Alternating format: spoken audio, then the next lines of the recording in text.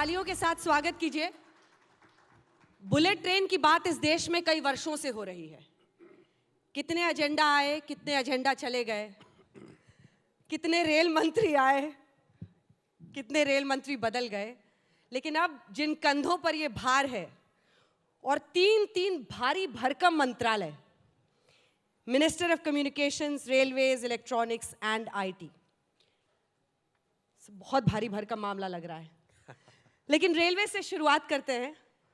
और अश्विनी वैष्णव जी, सबसे पहले अगर देखें तो शायद प्रधानमंत्री की ये सोच थी कि युवा चेहरों को, पॉलिटिक्स में इतने सफेद बालों के साथ भी युवा ही कहलाते हैं, तो मैं तो युवा कहीं से नहीं हूँ, 50 साल हो चुके हैं।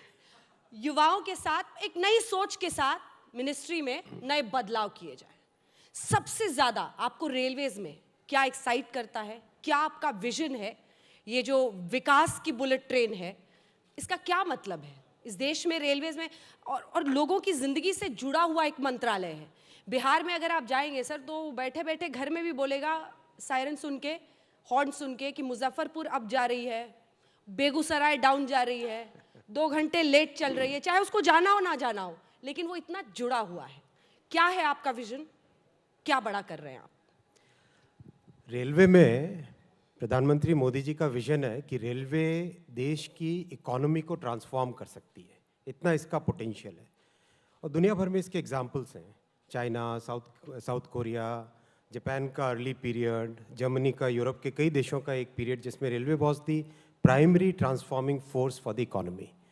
उसके लिए लेकिन रेलवे को पहले ट्रांसफॉर्म करना पड़ेगा। अगर देश को ट्रांसफॉर्म करना है, इकोनॉमी को ट्रांसफॉर्म करना है, तो पहले रेलवे को ट्रांसफॉर्म करना पड़ेगा। इस ट्रांसफॉर्मेशन के 2 सिग्निफिकेंट पार्ट्स हैं। पहला है पैसेंजर का एक्सपीरियंस, स्टेशन हो, ट्रेन सेट्स हो, सेफ्टी हो, किस तरह से आपका right from the point you book a ticket, वहाँ से लेके आपकी जर्नी कंप्लीट होती है, वहाँ तक का पूरा एक्सपीरियंस। और दूसरा, लॉजिस्टिक्स में जो रेलवे का रोल है, देश में लॉजिस्टिक्स की कॉस्ट को अगर कम करना है तो railway has to have a significantly larger share of the entire cargo market. So ये दोनों बहुत बड़े thrust items हैं, बहुत बड़े focus items हैं, और इस पे पूरी टीम एक डेडिकेटेड वे में, कमिटेड वे में काम कर रही है। 2-3 एयरपोर्ट सर आपने बनाए, और बीजेपी के बारे में कहा जाता है कि पैकेजिंग सरकार है, पैकेज ऐसे प्रेजेंट करते हैं एकदम 5 सितारा होटल रेलवे स्टेशन के बीचों बीच। अब गरीब आदमी जो चप्पल में चल रहा है बड़ा खुश, अच्छा 5 सितारा होटल हम देखेंगे। लेकिन ये जो कमलापति, गांधीनगर स्टेशन है, पीएम उद्घाटन भी कर चुके हैं, ये क्या रूल बनेगा, एक्सेप्शन नहीं रहेगा? मुझे सबसे पहले तो इस बात की खुशी है कि आपने जब क्वेश्चन पूछा, आपने कहा 2 एयरपोर्ट्स बनाए, आपने स्टेशन की जगह एयरपोर्ट नाम, sorry, railway station. That itself is a proof कि कितने अच्छे बने, राइट? हाँ। देखो, स्टेशन में 3-4 चीज़ें इंपॉर्टेंट हैं। सबसे इंपॉर्टेंट है सिटी के साथ इंटीग्रेशन।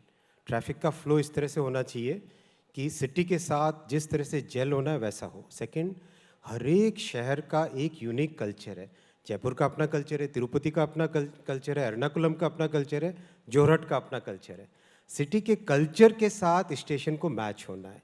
तीसरा, स्टेशन के अंदर एक बार आने के बाद में चाहे चप्पल पहने हुए हो या जूते पहने हुए हो, कुछ भी पहने हुए हो या कुछ नहीं भी पहने हुए हो, पैसेंजर का experience in terms of how the traffic flows with in the station, ये सारी चीज़ों को ध्यान में रख के बना रहे। कोई पैकेजिंग की बात नहीं है इसमें, बहुत स्ट्रेट फॉरवर्ड। देखो, अभी करीब करीब 41 स्टेशंस की डिज़ाइन कंप्लीट हुई है।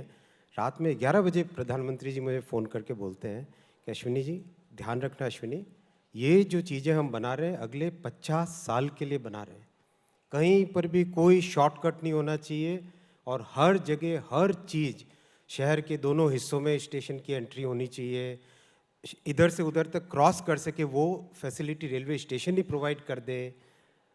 डिज़ाइन, अंदर फैसिलिटीज़, हमारे गरीब आदिवासी लोग अगर वहाँ पे स्टॉल लगाना चाहे तो उनके लिए क्या फैसिलिटी होगी, महिलाएं अपने सेल्फ हेल्प ग्रुप से अगर वहाँ पे कुछ करना चाहे उनके लिए क्या सोचना है, एवरीथिंग इतनी बारीकी से डिटेल में जा रहे हैं। तो पैकेजिंग की बात नहीं है, it's a sincere attempt. 40 station बनाएंगे, स्टेशन जहाँ जहाँ चुनाव होने वाले वहाँ जल्दी जल्दी करा दिया, बिल्कुल हाई नहीं, स्पीड। एग्जैक्टली यही तो, एग्जैक्टली पीएम साहब ने यही बोला, इसमें कोई राजनीति की बात नहीं है, ये चीज़ 50 साल के नया राष्ट्र का निर्माण कर रहे हैं हमें, हर चीज़ का हमें ध्यान रखना है। 40 की डिज़ाइन अब तक कंप्लीट हुई है, बनाने हमको कम से कम 250-300 तो बनानी है अगले 2-3 सालों में। क्या हिंदुत्व का रंग रेलवेज में भी दिखने लगा है? मुझे पता है आप जान गए होंगे सवाल क्या है। रामायण एक्सप्रेस, वंदे भारत, राष्ट्रवाद वहां भी ले आइए सर, पटरी पर भी राष्ट्रवाद ले आइए। आप हर चीज़ में राजनीति क्यों देखते हो भाई? भारत में इतना आप इस रामायण के पीछे की थॉट प्रोसेस देखो। पीएम साहब ने कहा कि दुनिया में हम किसी भी देश में जाते हैं, एक छोटी सी छोटी चीज़ होती है, उसको भी लोग इस तरह से दिखाते हैं जैसे कोई बहुत बड़ा इतिहास हो, उसके पीछे एक छोटा सा पार्क होगा, वहाँ पे गेटिसबर्ग का एड्रेस हो गया। अरे भाई, लोग जा रहे हैं, जा रहे हैं, जा रहे हैं, देख रहे हैं, सुन रहे हैं, और क्या था? एक छोटा सा पार्क था। Nothing to belittle anything, but point is हमारे यहाँ तो देश में इतनी बड़ी हेरिटेज है, इतनी सारी हेरिटेज है। आपका आयुर्वेदा का देखो, आप सफारीज देखो, हमारे किले देखो, हमारे जंगल देखो, एक एक कल्चरल हेरिटेज के इतने सारे, तो क्या उसको दिखाने के लिए रेलवे में एक नया सेगमेंट नहीं बना है? लोग तो कॉपी करने लग गए हैं। कौन कॉपी कर रहा है सर? आप जानते हो। और उन्होंने तो आज शिकायत की है सर कि आप जो अयोध्या वो भेज रहे थे सबको दर्शन करने के लिए, आपने वहां मंच नहीं लगाने दिया, आपने मीडिया की एंट्री रोक दी। देखो, आप दिल्ली के मुख्यमंत्री की हम लोग बात कर रहे हैं। बहुत सिंपल सी बात है। रेलवे का एक बहुत सिंपल सिस्टम है। आपके प्रोग्राम के लिए जब तक रेलवे का प्रोग्राम नहीं हो तब तक मंच नहीं बनता। लेकिन आप जाइए, पैसेंजर्स से मिलिए, पैसेंजर से मिलने से किसने रोका? अगर वहाँ पे आप सारे पैसेंजर्स को लेके भाषण देना चाहते हो तो या फिर अयोध्या का कॉपीराइट बस बीजेपी के पास है? कोई कॉपीराइट, अयोध्या देश की धरोहर है भाई। हम्म अयोध्या देश की धरोहर है, राम देश के कण कण में है, उसको आप कैसे अंधकार सकते हो? ये दिलचस्प है, जो आप लोगों की छवि आपकी खास तौर पर हमारे मन में है, राम कण कण में है। बिल्कुल है। राम की क्या व्याख्या है आपकी? धर्म की क्या व्याख्या है? हिंदुत्व की क्या व्याख्या है? अब आप देखो, मैं कोई फिलोसोफर नहीं हूँ, मैं कोई बहुत अच्छा वक्ता भी नहीं हूँ। हमारे देश में हमारा एक यूनिक कल्चर है। इस कल्चर की स्ट्रेंथ, इसकी रेजिलियंस, इसकी डाइवर्सिटी, इसका जो समावेशी भाव है, सबको साथ लेने का भाव है, वो भाव सबसे यूनिक है। दुनिया में आप किसी भी देश में जाओ, मुझे तो कई देशों में काम करने का मौका मिला, जो इंडिया की एक ब्रॉड थिंकिंग है, जो भारत की हमारी जो विचारधारा है, जो भारत की हमारी सोच है, एक ऑर्डिनरी से ऑर्डिनरी पर्सन को भी आप उठा के देखो, उनसे बात करके देखो, तो आपको जो व्यू मिलेगा वो व्यू दुनिया में कहीं नहीं मिलेगा। लेकिन फिर अगर समावेशी है तो एक सर बाइबल एक्सप्रेस भी खुल जाए, एक कुरान एक्सप्रेस भी, Again. एक गुरु ग्रंथ एक्सप्रेस भी। अगेन मैं यही तो आपको कह रहा हूँ, Ramayana is just a beginning. Bharat के कल्चर के इतने, मैंने आपको कितने पहलू गिनवाए, हर पहलू पे बन सकती है ट्रेन, और बनेगी। लोग बहुत इंटरेस्ट ले रहे हैं इसमें, बहुत इंटरेस्ट ले रहे हैं। अच्छा, प्राइवेटाइजेशन पर अब जरा आते हैं, जो पब्लिक प्राइवेट पार्टनरशिप पर आप लोग जोर दे रहे हैं, तो विपक्ष बार बार ये कह रहा है कि आप लोग रेलवेज भी अब बेचने वाले हैं, रेलवे भी बेच देगी ये सर। कहाँ से बेचने की बात है? हाउस पार्लियामेंट के फ्लोर पे माननीय पीयूष जी गोयल ने क्लियरली कहा था कि रेलवे के प्राइवेटाइजेशन का कोई सवाल ही नहीं उठता। Railway is such a complex system. आप सिर्फ ट्रैक को देखेंगे तो ट्रैक नहीं है, वो ट्रैक है, उसके सिग्नलिंग सिस्टम है, उसका रोलिंग स्टॉक का सिस्टम है, उसका ओवरहेड इलेक्ट्रिफिकेशन का सिस्टम है, उसका ट्रेन का कंट्रोल सिस्टम है। It's a very very complex organisation. बेचने की कोई बात ही नहीं है। दुनिया भर में railways is primarily a government organisation, और यहाँ पर भी वैसे ही रहेगा, इसमें कोई प्रश्न ही नहीं उठता है। मैं कई बार कह चुका हूँ, पीयूष जी कह चुके हैं, इससे ज़्यादा और क्या कहना भाई। एकदम कंफर्म्ड है कि 100% कोई confirmed। कोई नियत नहीं है आपकी ऐसी। प्रश्न लेकिन ही नहीं प्राइवेट उठता। प्लेयर्स को आप छोटी छोटी चीजों में घुसाना चाहते हैं, वो इस देखो, पर भी आप कहते हैं। आप देखो देखो, ये बहुत आपको बहुत केयरफुली आपको देखो, 1950 से लेके उससे भी पुराने, उससे भी पहले चले जाइए। अगर आप क्या सोचते हो कि रेलवे का अगर इंजन बनाना है तो वो इंजन का हर एक पार्ट रेलवे की फैक्ट्री में ही बनेगा? रेलवे का पूरा इकोसिस्टम है। 12 लाख मेरे रेल परिवार के खुद के एम्प्लॉयज़ हैं, लेकिन रेल परिवार तो 2 करोड़ का है। 2 करोड़ लोग कौन है? रेलवे के वेंडर्स है। मैं तो छोटा बच्चा, लाइक यंग एज में प्याऊ पे भी पानी पिलाता था मारवाड़ जंक्शन के स्टेशन पे। तो ऐसा नहीं है, हम सब रेल परिवार के हिस्से, जो भी रेल से जुड़ता है किसी भी तरीके से, चाहे वेंडर हो, कॉन्ट्रैक्टर हो, सप्लायर हो, जो क्लीनिंग करने वाला व्यक्ति हो, हर व्यक्ति रेल परिवार का हिस्सा है। इसको क्या प्राइवेट और क्या पब्लिक बात करते हो भाई? अब आते हैं जरा सर बुलेट ट्रेन पर। सुनते भी हैं, टीवी पे देख भी लेते हैं सर। अब तो मुझे याद भी नहीं कितने साल पहले जाकर मैंने चाइना की बुलेट ट्रेन को कवर किया था, क्योंकि ये था कि अब इंडिया में आएगा। आते आते कहाँ रह गया सर? राजस्थान बुलेट गुजरात में 97% भूमि अधिग्रहण का मामला, और 31% सिर्फ महाराष्ट्र में हो पाया है। ये क्या दिक्कत आ रही है? ये जो बुलेट ट्रेन का प्रोजेक्ट हम बना रहे हैं, इस प्रोजेक्ट में जापानीज टेक्नोलॉजी, शिंकानसेन की टेक्नोलॉजी यूज़ कर रहे हैं, राइट? जापानीज़ का काम करने का तरीका ऐसा होता है कि जब तक सब चीज़ रेडी नहीं हो तब तक काम चालू नहीं करते। महाराष्ट्र स्टेट गवर्नमेंट के अपने चैलेंजेस हैं, उन्होंने लैंड एक्वायर अभी तक ढंग से नहीं की। गुजरात ने कर ली, तो हम वेट कर रहे थे कि कंप्लीट लैंड एक्विजिशन हो तभी चालू करें। लुकिंग एट द फैक्ट्स कि अभी महाराष्ट्र को थोड़ा और टाइम लग रहा है, काम हमने चालू कर दिया। पिछले 3 महीने में मैंने लास्ट वीक जब रिव्यू किया था, 119 पिलर्स कास्ट हो चुके हैं ऑलरेडी, और अगले 6 महीने में एवरी मंथ जिस तरह से प्रोग्रेस चल रही है, रोलिंग बेसिस पे मैं रिव्यू करता हूँ, अगले 6 महीने में करीब 1400 के आसपास, यानी करीब रफली 50 के आसपास किलोमीटर का पिलर्स कास्ट हो जाएंगे, पिलर्स रेडी हो जाएंगे। साथ ही साथ ट्रैक का कॉन्ट्रैक्ट दिया जा चुका है, इलेक्ट्रिकल सिस्टम और सिग्नलिंग सिस्टम का कॉन्ट्रैक्ट एडवांस स्टेज में है।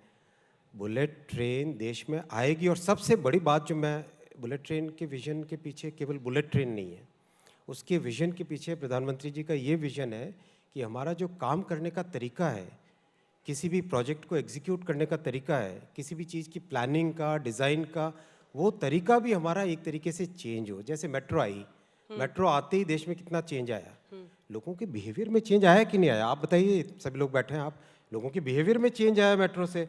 लाइन में लोग खड़े होने लगे, पहले उतरने वालों को जगह देने वाले। तो these are projects which are transformative projects. इसको कोई एक इंजीनियरिंग प्रोजेक्ट की तरह देखना ही नहीं चाहिए।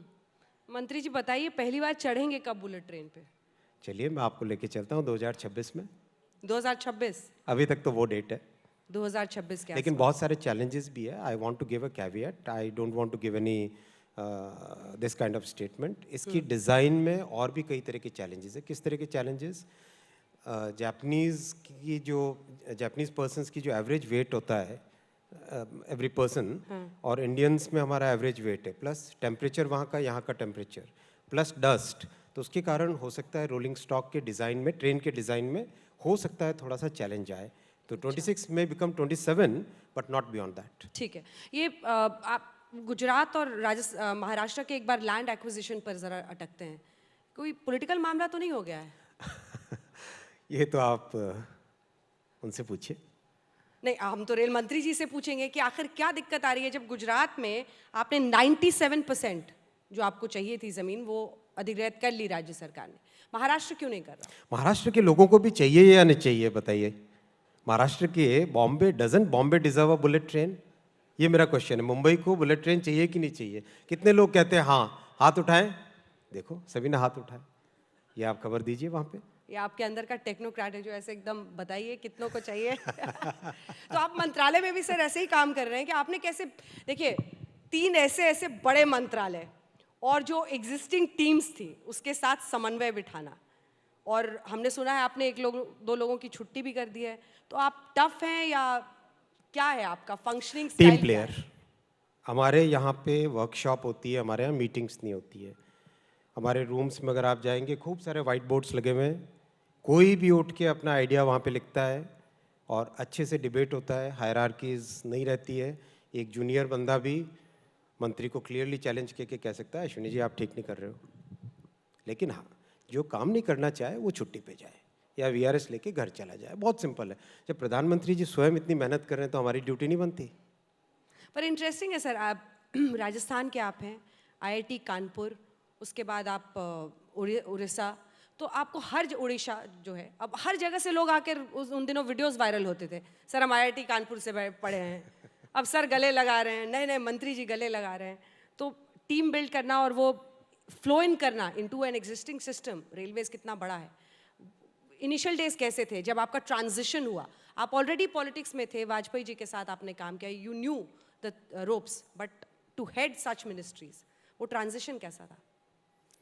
मुझे तो कोई डिफ़िकल्टी नहीं आई और मेरे ख्याल से लोगों ने भी इसको बहुत अच्छे से एक्सेप्ट भी किया टीम ने, बिकॉज़ देखो इंटेंट क्लियर है, प्राइम मिनिस्टर साहब का विजन क्लियर है, हमें देश को किधर ले जाना वो चीज़ एकदम क्लैरिटी है, तो ऐसे में किसको ऑब्जेक्शन हो सकता है? ट्विटर से सर आजकल लड़ाई बंद हो गई है क्या, जब से आप मंत्री बने हैं? बात लड़ाई की नहीं है, देखो देश में एक कानून बना हुआ है, तो उस कानून को मैं हूँ, आप हो, ट्विटर हो, फेसबुक हो, सभी को पालन करना ही करना है, इसमें लड़ना क्या? बट ये यहीं से अगले सवाल पर जाते हुए कि हमने देखा कि जब इतने पावरफुल ये सोशल मीडिया जायंट्स बन गए कि अमेरिका जैसे मुल्क में वहाँ से तय हो रहा था कि देश का अगला राष्ट्रपति कौन बनेगा। वहाँ की पार्लियामेंट ने मार्क जकरबर्ग, जैक डॉर्सी सबको अकाउंटेबल किया, उनके सामने बुलाया, उनको अपने आर्ग्यूमेंट्स देने पड़े, जिस तरह के फेक न्यूज़ थे या उनका एआई काम कर रहा था, कैसे पर्टिकुलर पोस्ट को वो प्रमोट कर रहे थे। लगता है जैसे दूसरे मुल्कों में तो वो पालन कर लेते हैं, इंडिया को फॉर ग्रांटेड लेते हैं। इसकी क्या काट है आपके पास मंत्री जी? देखो ये I wouldn't fully agree with you, क्योंकि जैसे ही मैं तो देख रहा हूँ सभी ने जितनी भी हमारी कंप्लायंसेस या जो एक बेसिकली हमारा इंटेंट क्या है, हमारा इंटेंट एक ट्रस्ट बेस्ड सिस्टम बनाना। ट्रस्ट बेस्ड सिस्टम बनाने की ज़रूरत क्यों है? मीडिया एक लेवल पे डेवलप हुआ, टीवी आया, न्यूज़पेपर से टीवी की तरफ शिफ्ट हुए, आज social media has become omni present, अगर बोलो हर जगह हर किसी के पास में सोशल मीडिया की पहुंच है। रिटन वर्ड है, एक ह्यूमन साइकोलॉजी है कि हम रिटन वर्ड पे बहुत विश्वास करते हैं। व्हाट्सएप में भी कोई मैसेज आया, उसमें ये लिखा कि डाडा डाडा कुछ कुछ कुछ कुछ ये लिखा हुआ है ब्ला ब्ला, तो उसको लोग विश्वास करते हैं। Now can we have a system in which there is no accountability on anybody? We have to have a system which is trust based, where the users rights are protected, platform is not just a platform but is also owning up the content. उस direction में हमको जाना ही पड़ेगा, केवल हमारी बात नहीं है, सारी दुनिया में इस तरह का एक आज व्यू पॉइंट बन रहा है कि अकाउंटेबिलिटी आनी चाहिए। सोशल मीडिया हो, किसी भी प्लेटफॉर्म की हो, अकाउंट आप देखो, आप इतनी मेहनत करके इतना अच्छा कंटेंट बनाते हो, आपको क्या मिलता है? All those questions have to be यही मेरा अगला एड्रेस्ड। सवाल था सर, जो आपने पहले प्रीएम्प्ट कर लिया शायद। ब्यूरोक्रेसी और कंपनीज में काम करने का ये एडवांटेज तो आपको है ही। ऐसा कुछ नहीं जहां है। आदमी जा रहा है वहां से आज 10 कदम आप आगे हैं, बट इट्स अ दोधारी तलवार। I tell you how. क्योंकि एक तरफ देखिए सोशल मीडिया में एक प्रोपेगेंडा, एक तस्वीर यहाँ पर दो बैठे लोगों की निकाल लें, वो कुछ भी उसके नीचे लिख कर डाल दें सोशल मीडिया पर, किसी की छवि बिगाड़ दें, किसी की छवि बना दें, किसी का कुछ भी कर दें। और जो रियल जर्नलिज्म है वो बहुत थ्रेट फेस करता है। आप ग्राउंड पर किसी का इंटरव्यू ले रहे हैं, तब प्रॉब्लम नहीं ले रहे हैं, उसके बड़े इंटरप्रिटेशंस होते हैं, और जो रियल कंटेंट होता है न्यूज़ का वो भी सफ़र कर रहा है। दूसरी तरफ अगर आप रेगुलेशंस की बात करेंगे तो बोला जाएगा ये सरकार तो किसी को मुंह खोलने नहीं देती। तो आप कैसे, वॉकिंग ऑन अ टाइट रोप, क्या है उसका सोल्यूशन, क्या है? इसका सोल्यूशन आप देखो, दुनिया भर में एक मत बन रहा है, दुनिया भर में एक व्यू पॉइंट बन रहा है। It's not just India, all the societies are facing the same threat, right? Because उस टेक्नोलॉजी के तो कोई बॉर्डर्स नहीं है, कोई बाउंड्रीज नहीं है, इट इज़ ऑल परवेजिव। तो दुनिया भर में एक मत बन रहा है कि there has to be an accountability of whatever is published on social media. One, two, who is responsible for if somebody's name is dragged into controversy, उसकी रिस्पॉन्सिबिलिटी किसकी हो? थ्री, कंटेंट के लिए किसको कितना मिलना चाहिए? ये सारे इश्यूज कोई अपने इश्यू नहीं है, सारी दुनिया भर के इश्यूज है और उस पर एक मत बन रहा है। I am very glad that we are moving in a very in a direction in which users के ऊपर ट्रस्ट हो, मीडिया के ऊपर ट्रस्ट हो, और जो मेहनत कर रहा है उसको एक उसका मिले। क्या ऐसे सोशल मीडिया जायंट्स को आप एंगेज कर रहे हैं फिलहाल अभी? ये तो एक कंटिन्यूस प्रोसेस होता है, गवर्नमेंट्स सभी स्टेक होल्डर्स के साथ एंगेजमेंट तो रहता है, and we are a very open minded government. मैंने, अगर आप पूछो मोदी जी से इंटेंट लिसनर कोई मिलेगा, मैंने अपनी लाइफ में नहीं देखा। अच्छा, वो ध्यान से सुनते हैं? बहुत डीपली, उनके जैसा इंटेंट लिसनर आपको कभी नहीं मिलेगा। क्या रिलेशनशिप है? How does he interact? जब आप उनसे बात मिलने जाते हैं, वो क्या उनके सवाल होते हैं इन तीनों डिपार्टमेंट्स को रिलेटेड? ये बात तो पक्की है कि उनके साथ काम करने का एक बड़ा कंफर्ट लेवल है, बिकॉज हर चीज़ को बारीकी से जानते हैं, वो बारीकी से देखना चाहते हैं। He wants to go in details. तीनों मिनिस्ट्री, किसी भी सब्जेक्ट पे आप कोई भी सब्जेक्ट लेके जाइए, कभी भी ही विल नेवर सुपरफिशियल। अगर आप लेके गए तो फिर आप वापस जाइए। क्या लेके गए? सुपरफिशियल कोई चीज़ लेके गया तो वो एक्सेप्ट नहीं करेंगे. You have to go in deep. हर चीज़ को बारीकी से देखना पड़ेगा. मल्टी डायमेंशनल अप्रोच लगानी पड़ेगी. आपको हर चीज़ का एग्जामिनेशन 360 डिग्री करना पड़ेगा. ये तो है. कैसे आपको समझ में आया कैसे उन्होंने तय किया कि मुझे अश्विनी वैष्णव को ये 3 महत्वपूर्ण मंत्रालय देने हैं? मैं इस लायक नहीं हूँ. हाँ, मैं इस लायक नहीं हूँ. आपको अभी भी बहुत लग बड़ी रहा है जिम्मेदारी दी थी, ये ठीक है, लेकिन मैं इस लायक नहीं हूँ. ये आपका बड़प्पन है? अगला सवाल है, सीएए हो, दिल्ली दंगे हो, या फिर क्रिकेट अभी हाल में हमने देखा था हार के बाद एक पर्टिकुलर प्लेयर को स्टॉर्म जिस तरह से ट्रोल किया जा रहा था. बहुत सारे ऐसे आईडीज निकले जो कि दरअसल पाकिस्तान में ओरिजिनेट किए थे और गलत नामों के साथ वो कर रहे थे. ये थ्रेट कैसे हम डील करेंगे जब ये ऐसे देश के साथ हो जाए? हालांकि मेरे पास रिपोर्ट आई नहीं है, लेकिन जॉइंट पार्लियामेंट्री कमेटी जो बनी थी डेटा प्रोटेक्शन बिल पे, उसने प्रोबेबली ऐसा कोई, जैसा न्यूज़ में सुना, मैंने देखा, शायद ऐसा रिकमेंडेशन भी किया है कि हैंडल्स का वेरिफिकेशन भी होना चाहिए. And I think that's a trend that's a demand which is coming all over the world. कि कोई भी किसी को, अभी ऑस्ट्रेलियन प्राइम मिनिस्टर ने बोला था कुछ ही दिनों पहले कि कोई भी किसी के बारे में कुछ भी लिख दे, कुछ भी बोल दे, वो कोई बात है, कोई उसका तो कोई होना चाहिए ना कि भाई किसने लिखा, किसने किसके बारे में क्या बोला, उसकी रिस्पॉन्सिबिलिटी तो फिक्स होनी चाहिए. So that trend is coming now. That thought process is coming everywhere. India में भी आएगा. बट ये अल्टीमेटली कैसे होगा सर? मतलब ये it's a giant, it's such a platform कि आप कैसे इंडिविजुअल्स को आप आइडेंटिफाई करके उनके आप साइट्स जो भी है, जो उनका कंटेंट है, उसको खत्म कराएंगे. मतलब कैसे ये ऑपरेशनल कैसे होगा? ये क्या आपकी अभी मैं सोच है? टेक्नोलॉजी का एक्सपर्ट नहीं हूँ, but one little thing that I understand is in the digital world every activity that happens उसका एक ट्रेस रहता है. So it's always possible to say कि ये हैंडल यहाँ से बना, इस आईपी से बना, करेक्ट. तो ये जो पॉइंट है, this is a great point which every technology company and every society will tomorrow ask कि कोई एक अननोन हैंडल से किसी को ट्रोल किया जा रहा है, किसी को डेनिग्रेट किया जा रहा है, किसी को कंट्रोवर्सी में डाला जा रहा है, तो प्लेटफॉर्म बताए कि वो कौन था, कहाँ से आया था, किसने लिखा था, क्यों लिखा था, किसकी रिस्पॉन्सिबिलिटी है, वो पॉइंट आएगा. हम कुछ सवाल भी लेंगे ऑडियंस से, लेकिन सर कितने लोगों के फोन आजकल आप लोग टैप कर रहे हैं? राहुल गांधी इतने गुस्से में बैठे हैं सर, और वो पूछ रहे हैं और आप पेगासस पे गए थे जवाब देने, वो हो नहीं पाया. तो आज आपके पास सुनहरा मौका है. आज तक में देश भर के लोग सुन रहे हैं. बताइए कितने लोगों के फ़ोन टैप कर रहे हैं, क्यों कर रहे हैं? आप विपक्ष के लोगों का फ़ोन टैप करते हैं. पेगासस सॉफ्टवेयर को कैसे आपने किया है, क्या खरीदा है, किसको आउटसोर्स किया है, कितना पैसा दिया है, सब बताइए.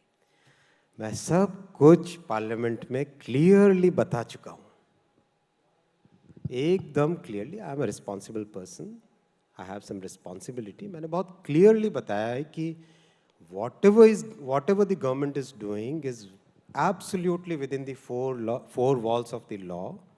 जो लॉ सुप्रीम कोर्ट ने ले डाउन की है उसी के अनुसार सब कुछ कर रहे हैं.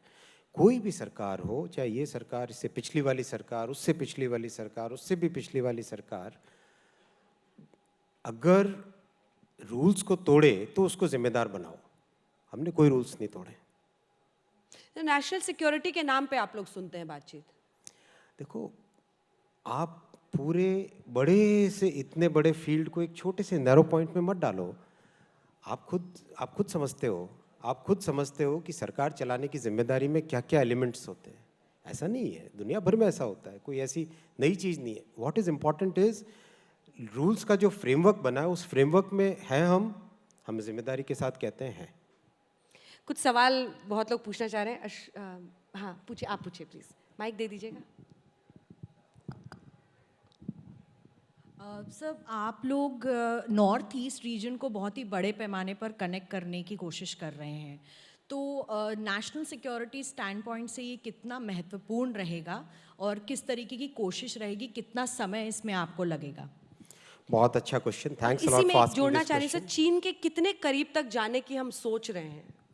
देखो, नॉर्थ ईस्ट के सारे स्टेट्स को रेलवे की कनेक्टिविटी देना, टेलीकॉम की कनेक्टिविटी देना, ऑप्टिकल फाइबर की कनेक्टिविटी देना, ये प्रधानमंत्री जी ने लाल किले से घोषणा की है कि हमको सबको संकल्प दिया है कि हमें all the state capitals we have to connect.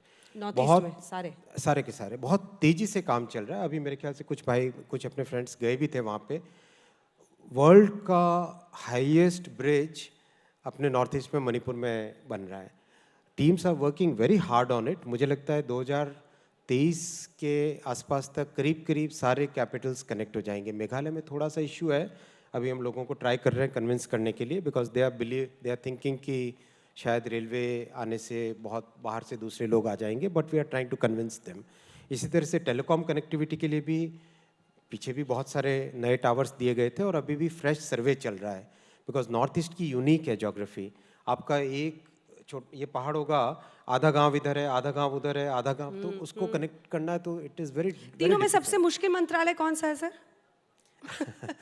Legacy के हिसाब से टेलीकॉम में लेगेसी इश्यूज बहुत सारे हैं, तो कॉम्प्लेक्सिटीज़ काफ़ी है, हाथ कई जगह बंधे हुए हैं क्योंकि ऑनरेबल सुप्रीम कोर्ट के जजमेंट्स हैं।